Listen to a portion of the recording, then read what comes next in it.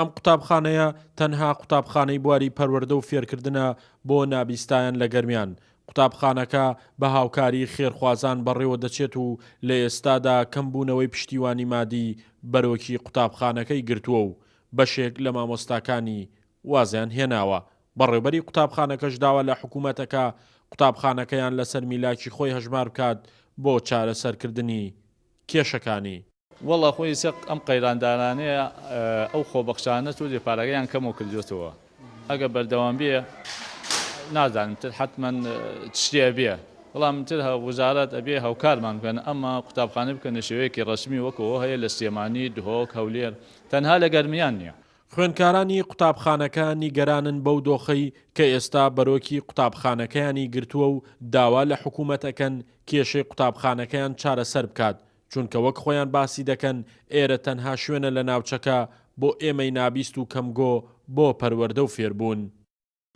ئێمە داواکاریمان لە حکوومەتەیە هاوکارمان بێت، کێشەی نەبوونی مامۆستامان بۆ چارەسەر بکات. ئێرە تەنها شوێنە ئێمە بتوانین فێری خوێندنەوە و نووسین بین.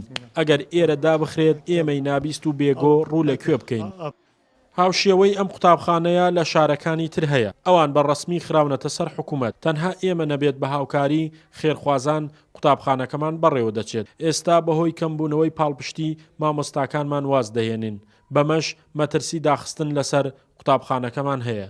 بەڕێوەبەری گشتی چاودێری و گەشەپێدانی کۆمەڵایەتی گەرمیان مژدەی بۆ خوێندکارانی قوتابخانەکە هەیە و ئاماژە بۆەوە دەکات لە قۆناغی یەکەمدا قوتابخانەکە فەرمانی بۆ دەرکراوە بخرێتە سەر میلاکی بەڕێوەبەرایەتەکەیان و قۆناغی دووەمیش چارەسەری کێشەی مامۆستایان دەکرێت.